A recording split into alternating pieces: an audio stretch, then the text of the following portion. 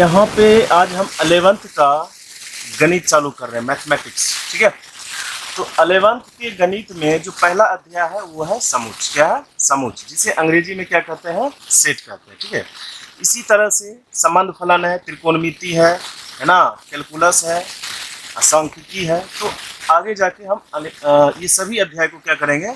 Systematic रूप से अध्ययन करेंगे। ठीक है, तो अभी देखिए क्या है समुच्चय है। और क्या समुच्चय अपन लोग जानते हैं या सुने होंगे, पहले तो सिलेबस में था, 9th-10th में आता था हम जब हम लोग पढ़ते थे। लेकिन अब जो है समुच्चय 9th-10th में नहीं देके डायरेक्ट 11th में दे दिया है ना। तो इस कारण से विद्यार्थियों को थोड़ा समझने में दिक्कत हो सकता है, लेकिन अगर आप ध्यान से सुनेंगे तो समुच्चय जो है बहुत आसान चीज़ है, आपको पढ़ने में बहुत मजा आएगा ना। तो समुच्चय कहते किसको है? तो बड़ी साधारण शब्द में कि अगर आप कक्षा में बैठे हुए हैं, कहाँ पे बैठे हुए हैं? कक्षा में बैठे हुए हैं। तो कक्षा में जितने भी लड़के तथा लड़कियां हैं, सभी विद्यार्थियों का ग्रुप, सभी लड़के लड़कियों का ग्रुप क्या कहला जाएगा? एक तरह का समुच्चय कहा जाएगा। तो इसको हम क्या कह सकते हैं कि कक्षा में बैठे विद्यार्थियों का समुच्चय, कक्षा में बैठे विद्यार्थियों का समुच्चय है ना। ठीक है, ये चीज है। अगर मान लीजिए कि कहीं पे है ना भीड़ है, बाजार में भीड़ है ना, तो वहां पे क्या बोलेंगे कि बाजार में लोगों का समुच्चय, बाजार में लोगों का समुच्चय है ना। तो इसी तरह से मतलब वहां पे एक ही प्रकार के बहुत सारे सामान होंगे तो उसको क्या कहेंगे? समुच्चय कहेंगे। जैसे आप दुकान में जाकर देखते होंगे तो दुकान में क्या होता है कि जैसे बिस्किट है तो बिस्किट पूरा एक प्रकार के एक रैकेट में रखे रहते हैं, एक रैकेट में रखे रहते हैं, एक बॉक्स में रखे रहते हैं। टॉफी है तो टॉफी पूरा एक बॉक्स में रखे रहते हैं। हम वहाँ पे ये कह सकते हैं कि ये जो बॉक्स है क्या है? बिस्कुटों का समुच्चय, बिस्कुटों का समुच्चय। ये जो चॉकलेट है ना, टॉफी है, क्या बोलेंगे कि टॉफी क्या है? टॉफी क्या है? समुच्चय। क्या है? टॉफी क्या है? समुच्चय। इसी तरह से इसे डिफाइंड किया गया, परिभाषित किया गया। अब बोलोगे कि समुच्चय का तो परिभाषा क्या दे सकते हैं? तो बड़ा साधारण सा बोल सकते हो कि समुच्चय क्या है? एक सुपरिभाषित है ना, सुपरिभाषित और सुसंगठित एक संग्रह है। सुपरिभाषित और सुसंगठित एक संग्रह। अब बोलोगे कि सुपरिभाषित और सुसंगठित, सुपरिभाषित और क्या चीज? सुसंगठित और सुसंगठित। इसका मतलब क्या हुआ? सुपरिभाषित मतलब उसका कुछ अर्थ होना चाहिए है ना, और सुसंगठित मतलब हुआ क्या चीज? कि वो पूर्ण रूप से वो व्यवस्थित होने चाहिए। अगर मान लो कि हमने कहीं पे एक ऐसा जगह पे किताब भी रख दिए, कलम भी रख दिए, कॉपी भी रख दिए, चॉकलेट भी रख दिए, बिस्कुट भी रख दिए, उसको समुच्चय नहीं बोल सकते, क्योंकि वो क्या है? अनेक प्रकार के सामानों से क्या हुआ है? घिरा हुआ है। और उसको हम समुच्चय नहीं कह सकते हैं, क्योंकि वो सुपरिभाषित नहीं है। किसका समुच्चय कहोगे? कलम का कहोगे कॉपी छूट जाएगा, चॉकलेट का कहोगे बिस्कुट छूट जाएंगे है ना। और सुसंगठित भी नहीं है, पूर्ण रूप से व्यवस्थित नहीं है, तो उसको समुच्चय नहीं कहेंगे। क्या कहेंगे? Well defined. वेल डिफाइंड मतलब क्या चीज? कि पूर्ण रूप से वो परिभाषित हो कि चॉकलेट का समुच्चय है, बिस्किट का समुच्चय है, कक्षा में बैठे विद्यार्थियों का समुच्चय है। अगर 11th में कोई 11th का कक्षा का विद्यार्थी है तो क्या बोलोगे कि 11th के कक्षा का विद्यार्थियों का समुच्चय है ना। अगर मान लो कि हम बोल दें कि सप्ताह के दिनों का समुच्चय, बिल्कुल बोल सकते हो, क्योंकि सप्ताह में 7 दिन होते हैं है ना। महीनों का समुच्चय बोलोगे तो महीना क्या बोल सकते हो कि महीने कितने होते हैं साल में? 12, तो 12 महीने का है ना। तो महीनों का समुच्चय है ना। तो इस तरह से इसे बोल सकते हो, क्या चीज? समुच्चय है ना। तो समुच्चय जो है हमारे दैनिक जीवन में बहुत उपयोगी है ना। समुच्चय जो है हमारे दैनिक जीवन में बहुत उपयोगी है, क्योंकि समुच्चय से ही लगभग हर चीज को क्या किया जाता है? मैनेज किया जाता है, संबंधित मतलब उसको व्यवस्थित किया जाता है। अगर मान लीजिए आप दुकान पे गए है ना, अगर उस किताब कॉपी के दुकान पे, चाहे किसी भी, मान लीजिए किताब कॉपी की दुकान पे गए और उन्होंने किताब कॉपी को पूर्ण रूप से व्यवस्थित करके नहीं रखा, पूरा सबको एक ही मिला दिया, आप बोलिएगा कि ये किताब चाहिए, तो उसको क्या करना पड़ेगा? बहुत ज़्यादा मेहनत करने पड़ेंगे खोज कर देने में। अगर उन्होंने पहले ही रैक बना दिया कि इस कक्षा की किताब इस रैक में, इस कक्षा का किताब इस रैक में है ना, मोटा वाला कॉपी इस रैक में, पतला वाला कॉपी इस रैक में, 50 रुपया वाला कॉपी इस रैक में, तो क्या होगा? आप जैसे बोलिएगा कि हमको इस कक्षा की कॉपी किताब चाहिए, वो आराम से निकाल के दे देगा। बोलिएगा मोटा वाला कॉपी चाहिए तो आराम से निकाल के दे देगा। बोलिएगा 50 रुपया वाला कॉपी चाहिए तो आराम से निकाल के देगा। तो उसको क्या हो रहा है, एक्सेस करने में, आपको सुविधा देने में उसको बहुत ज़्यादा मदद मिल रहा है ना। तो क्या बोलिएगा कि समुच्चय जो है हमारे दैनिक जीवन में हर वर्ग के लोगों के लिए बड़ी महत्वपूर्ण काम है, बड़ी महत्वपूर्ण काम है ना। ये चीज़ आपको ध्यान रखना है, ठीक है। अब देखिए क्या है, करा समुच्चय और उसका निरूपण, समुच्चय और उसका निरूपण। तो आप समुच्चय को निरूपित कैसे करेंगे, कैसे बताएंगे कि ये है ना, ये समुच्चय इस प्रकार लिखा जाएगा, है ना।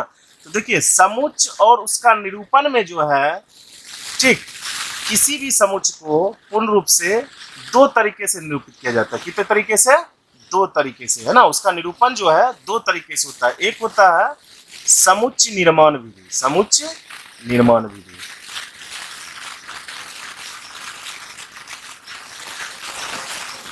ठीक है। एक होता है सारणीबद्ध विधि,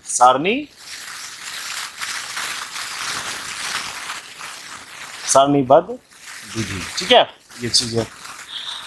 अब देखिए समुच्चय निर्माण विधि जो है ना, इसमें बड़ा आसान है इसको समझना, कोई बड़ी चीज नहीं है। जैसे मान लीजिए मैं बोल दूं कि अंग्रेजी वर्णमाला के भौवेल अक्षर का समुच्चय, अंग्रेजी वर्णमाला के भौवेल अक्षर का समुच्चय, है ना। इंग्लिश वर्णमाला अल्फाबेट जो है इसको क्या बोलते हैं, भौवेल का समुच्चय। तो क्या बोलोगे, इसको लिखोगे क्या चीज कि अंग्रेजी वर्णमाला, अंग्रेजी वर्णमाला के स्वर, क्या चीज, स्वर का समुच्चय, स्वर का समुच्चय, ठीक है।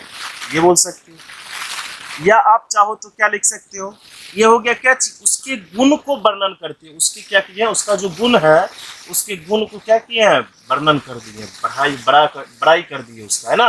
ये चीज है, प्रॉपर्टी बताया उसका, क्या बताया, उसके प्रॉपर्टी को जब एक्सप्लेनेशन करके निरूपित करोगे समुच्चय को, तब क्या कहेंगे उसको, समुच्चय निर्माण विधि। क्या कहेंगे, समुच्चय निर्माण विधि। आपको ध्यान रखना है इस बात को, ठीक है। अब देखिए क्या है, सारणीबद्ध विधि। क्या है, सारणीबद्ध विधि। सारणीबद्ध विधि में आप क्या करोगे, है ना, इसी चीज को क्या लिखना है, सारणीबद्ध में ए ई आई ओ यू। अब भौवेल प से ज्यादा होता नहीं अंग्रेजी अल्फाबेट में, है ना। तो ए ई आई ओ यू इस तरह से क्या लिख दिए, सारणीबद्ध में लिख दिए, ठीक है। तो सारणीबद्ध क्या होता है, इस तरह से। अब देखिए एक एग्जांपल और समझिए थोड़ा सा, ठीक है। जैसे मान लीजिए मैं बोल दूं क्या चीज, प्राकृत संख्या का समुच्चय, प्राकृत संख्या का समुच्चय,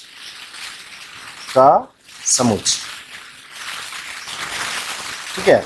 तो प्राकृत संख्या का जो समुच्चय है, ये क्या हो गया, अगर इस रूप में लिख रहे हो आप, तो ये क्या हो गया, समुच्चय निर्माण विधि हो गया। मतलब उसके गुण को बताते हुए हम क्या कर रहे हैं, उसका वर्णन कर रहे हैं, उसका वर्णन कर रहे हैं, ठीक है। ये चीज है। अब क्या है, सारणीबद्ध विधि में अगर इसी को क्या लिखना है, सारणीबद्ध विधि में लिखना है। किस में लिखना है, सारणीबद्ध विधि में लिखना है। तो इसको आप अगर सारणीबद्ध विधि में लिखना चाहो तो कैसे लिखोगे, आपको पता है, क्या चीज पता है कि प्राकृत संख्या का जो समुच्चय है वो किससे होते हैं, 1 से चालू होते हैं। तो 1 2 3 4 5 6 जहां तक ले जाना है आपको वहां तक आप बिल्कुल ले जा सकते हो, ठीक है। ये चीज है। तो ये क्या हो गया, प्राकृत संख्या का समुच्चय। ये क्या हो गया, अंग्रेजी वर्णमाला का समुच्चय। तो इस ये कौन सा रूप हो गया, समुच्चय निर्माण विधि, समुच्चय निर्माण विधि। ये क्या हो गया, सारणीबद्ध विधि। क्या हो गया, सारणीबद्ध विधि। देखो इंग्लिश में इसे कहते हैं सेट बिल्डर फॉर्म। क्या कहते हैं, set BUILDER, set builder form, है ना। और इसे इंग्लिश में कहा जाता है रोस्टर फॉर्म, ROASTER। देख लीजिएगा स्पेलिंग, रोस्टर फॉर्म, है ना। इसे इंग्लिश में रोस्टर फॉर्म कहा जाता है, ठीक है। इस तरह से है। अब आपके मन में एक क्वेश्चन होना चाहिए, बिल्कुल, क्या क्वेश्चन होना चाहिए कि सर ये करली ब्रैकेट किस ब्रैकेट में लिखे हो, बड़ी ब्रैकेट में भी लिख सकते हैं, यहाँ पे आप कोमा दिए हो, ये सब तो बताए नहीं हो, और छोटी लिखे हो, बड़ी भी क्या लिख सकते हैं। तो अब देखिए इसको समझना है अपन को कि समुच्चय को निरूपित कैसे करोगे, समुच्चय को निरूपित कैसे करोगे, समुच्चय का, है ना, निरूपित कैसे करोगे ना। तो ये तो हो गया समुच्चय के प्रकार, एक तरह से ये कर लो, है ना। तो समुच्चय का दो प्रकार से निरूपण हो गया। अब निरूपण में क्या क्या गुण होते हैं, क्या क्या चीज तरीके अपनाने पड़ेंगे, निरूपण के तरीके, निरूपण के तरीके।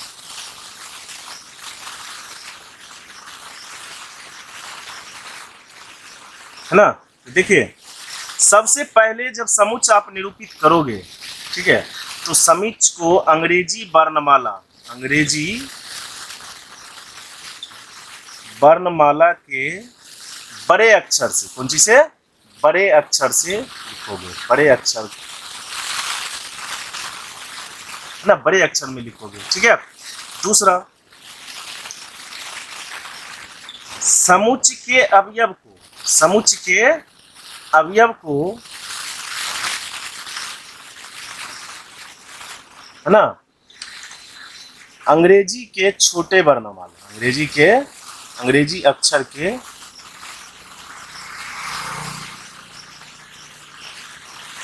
छोटे वर्णमाला, ठीक है। समुच्च के अवयव को अंग्रेजी अक्षर के छोटे वर्णमाला के रूप में लिखोगे, ठीक है, अंग्रेजी वर्णमाला के छोटे अक्षर, ठीक है। अब जो तीसरा नियम है इसका जो तरीका लिखने का, समुच्च के अवयव को, समुच्च के अवयव को, अवयव को कर्ली ब्रेसेस के अंदर, है ना, किसके, कर्ली ब्रेसेस के अंदर, है ना,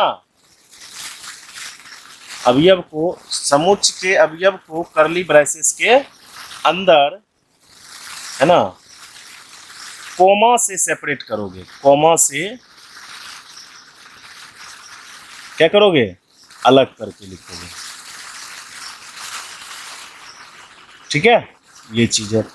तो ये सभी चीज क्या करनी है आपको, समुच्च जब लिखोगे तो ये सब चीज छोटी छोटी बात को ध्यान रखना है, ये समुच्च का निरूपण है। जैसे देखिए अभी एगो हम यहाँ पे एक क्या लिखे हैं, ये वाला प्राकृत संख्याओं का समुच्च, तो प्राकृत संख्या को किससे सूचित किया जाता है, n से सूचित किया जाता है, किससे सूचित किया जाता है, n से सूचित किया जाता है। तो n बराबर क्या बोलोगे, छोटी n नहीं बोलोगे, नोट स्मॉल लेटर, क्या चीज, कैपिटल लेटर डिनोट करोगे, तो कैपिटल लेटर क्या हो जाएगा, है ना, ये हो गया समुच्च का निरूपण, नेचुरल नंबर, प्राकृत संख्या, है ना। और इसमें इसके अंदर क्या क्या आ जाएगा, 1 2 3 4 5, जो इसके अवयव है उसको सेपरेटेड बाय कॉमा। देखो क्या कह रहा है, पहले एक बार और थोड़ा ध्यान से, अंग्रेजी वर्णमाला के बड़े अक्षर में किसका निरूपण करोगे, समुच्च का, किसका निरूपण करोगे, समुच्च का। समुच्च के अवयव को किससे करोगे, अंग्रेजी अक्षर के छोटे वर्णमाला से, किससे, अंग्रेजी अक्षर के छोटे वर्णमाला से, ठीक है। और समुच्च के जो अवयव है उसको कर्ली ब्रेसेस के अंदर किसके द्वारा लिखोगे, कोमा के द्वारा, किसके द्वारा, कोमा के द्वारा।